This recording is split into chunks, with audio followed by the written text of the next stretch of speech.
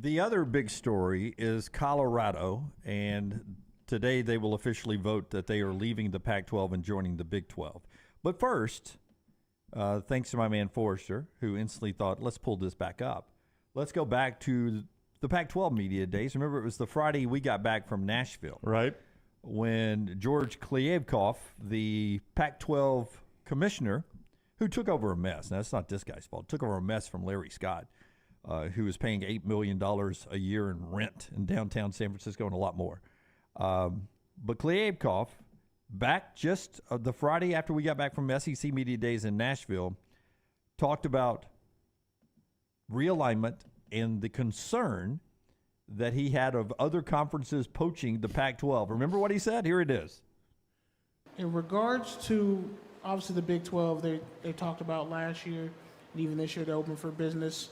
In terms of them potentially poaching schools, is that still a major concern, or has it kind of been, nipped in the bud privately? It's not a concern. Our schools are committed to each other and to the Pac-12. We'll get our media rights deal done. We'll announce the deal. I think the realignment that's going on in college athletics will come to an end for this cycle. And then the truth is we've got bigger fish to fry. There are incredible opportunities and also challenges in front of college athletics. And I need to be able to work with all of my colleagues in Division I and particularly in the A5, and we'll do that. And we'll move past kind of all the bitter squabbling of the last year, and we'll work together to make college athletics better. Taylor Hicks' dad is not comfortable. Yeah. Well, explain that. No, I'm just saying he doesn't seem like a comfortable commissioner to begin with. Yeah. A big swing and a miss there. My God. That was 6 days ago, him saying that no worries, we're going to work together, we're committed, blah, blah, blah, blah, blah. Our guys are together. I mean, so one of two things happened. Number one, you said that and didn't know Colorado was leaving, which, would you say that's good or bad? I mean, 6 days later, they're leaving. Well, that's You're the bad. freaking conference commissioner, all right? Yeah, look, you can't afford to lose any members. Right, You're down to 9 now. So that's possibility one, right? He said that not really realizing Colorado was going to leave. So if I am one of the remaining schools, I'm like, so we got a commissioner that 6 days ago didn't know Colorado was doing this? How's that possible? Right. Or number two, he knew Colorado was leaving, which is the more likely scenario, and still got up and said that, which makes no sense. Well, remember the chancellor, and I remember bringing this up on the show, the chancellor of Colorado, not just the AD, not the SID, the chancellor of the school went to Pac-12 Media Days because he wanted to hear that news conference, and he wanted to personally hear what the commissioner was going to say face-to-face to him about the media rights deal. And remember what wasn't announced at the Pac-12 Media Days? The media rights, and he said they wanted to focus on football. That's why we're not announcing it today only because we want to focus on football, which indicated they had one in place, but they weren't going to announce it.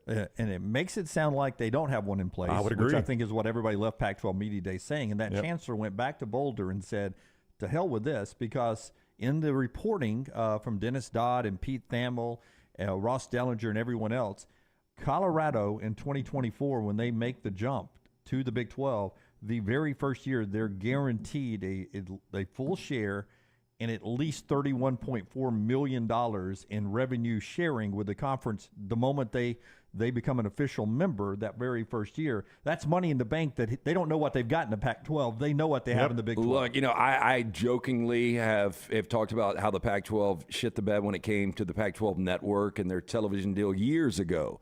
But how they have not figured this out by now. And I agree with Brody.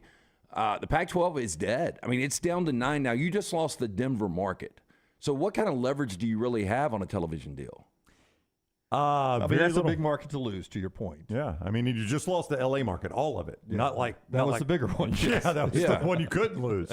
Yes. I mean, when the glacier ripped through the hull of the Titanic in the movie, right? And in real life, I assume. Yeah. When he yelled, iceberg! Yeah. That was USC and UCLA. It was the iceberg. when it's already up like this and then it snaps and starts going down, that's Colorado. Or Oregon and Washington making out in the backseat of a car, and they're like, wait a minute, we got to get out of here. Well, I was going to say Oregon and They Washington. apparently are the old people. They're laying not in bed. the old people. No, That's Cal and Stanford. they're going to be getting out of here quickly. Cal and Stanford are in bed together going down with the ship. You know, if I am obviously Oregon and Washington are the brands now, but if I'm Utah, I'm doing everything I can to get out. I mean, how many ADs are on the phone right now? Oh, I would imagine a ton, and that becomes the question, LT, and we can get into this later on. And I said in a little video that we sent out today that Taylor said, "Hey, shoot me a video, your reaction." I would love for the Pac-12 to survive. Even with USC, UCLA gone, but if you'd have told me years when this all started, I guess back in 2011 was the big shift. When this all started, I mean, Colorado never felt like a Pac-12 school. I like them in the Big 12. I don't mind them going back to the Big 12. I would love USC and UCLA to stay in the Pac-12. I wish we would have, I hate to say this, I wish we'd eliminated the ACC and sort of spread things out between the SEC, the Big 10, the Big 12, and the Pac-12 and spread it out. Selfishly, I like Pac-12 after dark. I think it's good to have a Western Conference out there, a Midwestern Conference, a Northern Conference, and a Southern Conference. If we were a professional league, that's the way we would do it, right? You would have a Western division, a Midwest, a North, and a South. That's the way we would do it. They finally figured this out in the NFL. Remember how ridiculous it was? Right. It was the Rams, San Francisco, Atlanta, and New Orleans. That's right, yeah, all across America, and the NFC West, yeah. So sadly, I hate that we're going to lose the Pac-12. But they're the ones that we're going to lose, because if I'm sitting in Utah today, what's a better fit for me moving forward? I would love to be in the Big 12 because of BYU, Utah. It's a natural rivalry. Colorado's in there. And money. Money. Guaranteed money. Yeah. It's damage control time. If I'm the Pac-12, I go back to the original Pac-8 because 1, 2, or 3, they're going to leave. You bring in, you're basically going to have to operate like the Mountain West. The revenue's That's what they're going to be become. gone. That's what they're going to become. But you can keep the Pac-8. You can get San Diego State sooner than later. You can get Boise State. That's what they're going to have to do. And, you feel bad for the Oregon States and the Stanfords and the Washington States. Those teams are still going to play late-night football. It's just going to be Big 12 football. Right. You're not married to the idea of the Pac-12. You're just married to, I want some late-night football that's meaningful. No, I like having the Pac-12. I don't know why. It just I thought it was a cool brand. I really did. I mean, not great football. Got UCLA on today just with random grabness today. I was like, I haven't worn that in a while, so I threw it on. But I liked having a West Coast league. Politics Do and we all. match? Are we going head to wow, head? look at this game today. Little victory bell. Victory bell. Victory bell on the left side of the table. I don't know. I just like having the Pac-12. Like the ACC has so many, up the Atlantic coast. There are teams that fit into the Big Ten, teams that fit into the SEC. ACC is a boring conference to me. That's exactly. Very Well, and the Yeah. Big 12 is too. The conferences that really had identities, the SEC, the Big Ten, and the Pac-12. Yeah. Those are the ones to me that had identities. Now, Peter Burns says that if he was the Pac-12 commissioner, that he would tell the 9 remaining, the Pac-9 that's left, that you guys, whatever revenue TV deal we get, right, we are going to split that evenly. And then if you make the college football playoffs or the NCAA basketball tournament, you keep 75% of that money. And the other 25% would get divvied up. Yeah. I don't even know if that's enough to keep Oregon and Washington think it happy. is. Yeah. Oregon and Washington are the best parts left. But they're not the most likely to join the Big 12, according to reports. You've been saying for Dennis weeks. Dodd, really, and Dennis was with us up in Nashville, and he said it again, that they've gone after the Four Corners schools hard, and there's one that just fell. In Utah, Arizona State are left, and you got to think they're looking long and hard at the Big 12 right now, that the Big 12 really one of those Four Corners schools. I don't know that means they thought they couldn't get Washington and Oregon. Do they think Washington and Oregon are Big 10 bound, so let's focus on what we know we can get? Or, now that they've gotten Colorado, are they back open for negotiation? If Oregon and Washington don't think they could end up in the Big 10, they're crazy to stay in the Pac, whatever.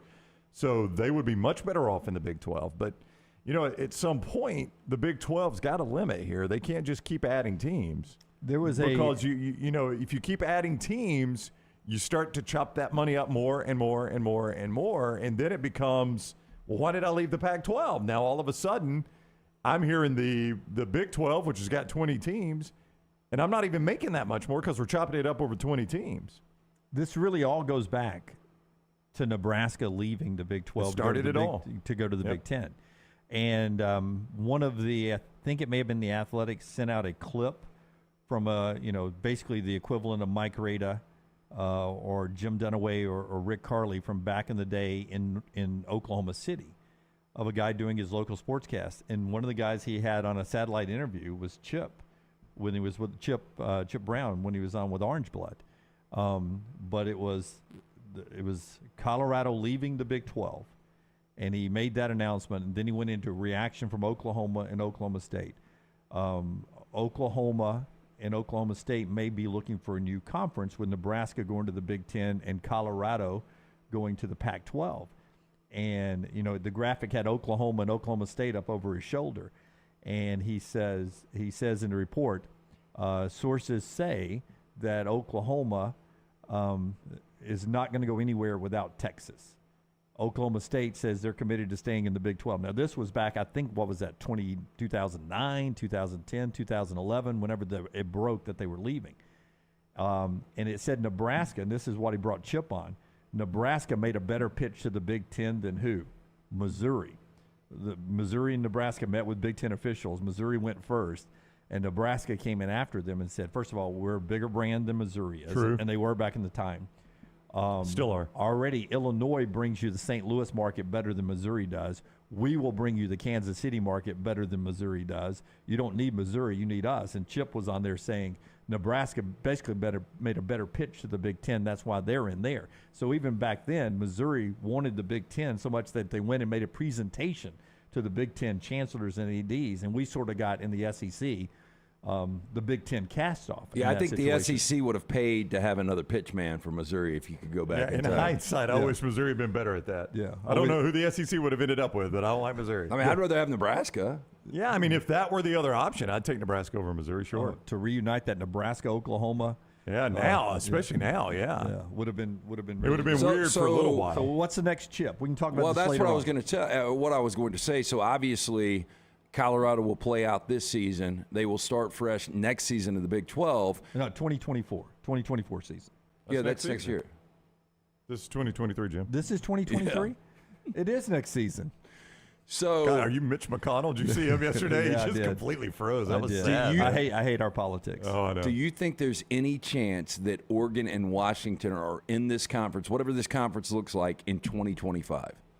In 2025? Yep. No. No. Yeah, I don't think so either. Yeah. So we'll get into later on. What do you think the next chips are to fall? But another big news movement last night. Did Colorado never won anything in football in the Pac-12, right? Like, are there any? They played for one Pac-12 championship. Yeah. Mike McIntyre the year he won Coach of the Year. But they didn't win it. They did not win it. Yeah. So I don't. They think, got curb stomped by the Washington team that got curb stomped by Alabama. Where they get the beer from the Rocky Mountains of water. They're not throwing any Pac-12 trophies on their way back to the Big 12. They're not bringing any back with them. They may be packing their Louis, but they're not bringing any Pac-12 trophies as they go back to the Big 12. They were only in there for a few years since 2011, and not a lot to show for it. And it was always a misfit to me. I never thought of Colorado as a Pac-12 Me school. too. Always in the Midwest Conference for me.